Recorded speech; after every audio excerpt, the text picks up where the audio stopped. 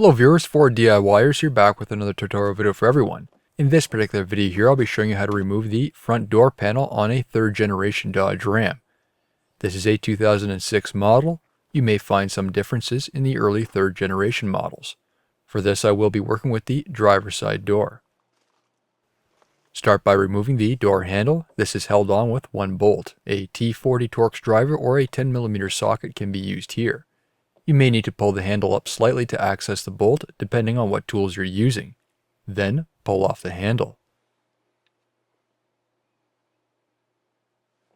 Next is removing the phillips screw almost directly behind the door handle. Remove another phillips screw at the top of the door panel behind the mirror. And finally, there's 2 more phillips screws at the bottom of the door panel.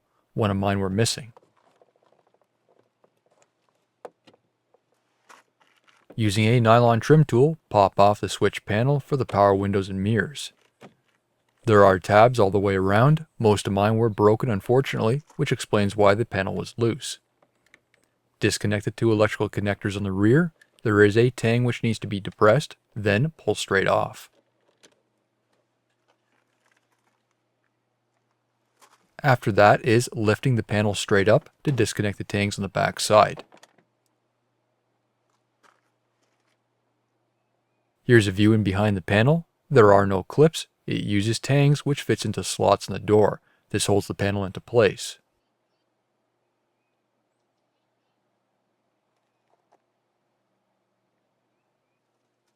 Behind the panel on the door, the square slots are where the tangs fit into place.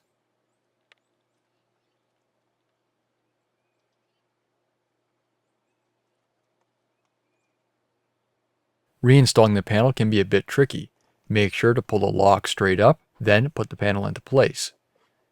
You'll need to push the lock into place first, then follow through with the tangs on the back side, ensuring they're in their slots, along with the lip on the top edge along the window seal. The lock trim piece can also be pushed out. It just snaps into place. This may help with installation if it's removed. You'll know right away if the tangs aren't in the correct location, as you'll find spaces between the panel and door. Inspect all the way around the door panel, even look inside the storage compartment. The outer and inner shell is 2 pieces. If the clips are not locked into place, you'll see a larger space or a gap in the bottom. Reinstall the phillips screw up at the mirror location. Install the next phillips screw behind the door handle. For installing the door handle, partly start the bolt into the handle. Run it in by hand first, ensuring it's not cross-threaded, then tighten. If you are having issues where the bolt is coming loose, medium-grade thread locker can be used here. One screw was missing and the other was rusty, so I ended up purchasing a trim screw kit online, which was filled with various common sizes. I found a couple matching screws which works perfectly for this application. The Amazon links to this kit will be included in the video description. I do get a bit of cutback as it's my affiliated link. Install both screws. As for the window and mirror switch panel, there are tangs on the outside which holds it into place. This is a replaceable piece, either from the dealer or I have seen some online suppliers. However, I haven't been able to find one for a regular cab truck. Connect the plugs at the bottom of the switch panel and snap it back into place. Ensure the windows and mirrors are working correctly and you're officially done. New videos are released every week on my channel. Be sure to hit that thumbs up button. It's a huge help to me, and leave a comment below if you found this tutorial helpful.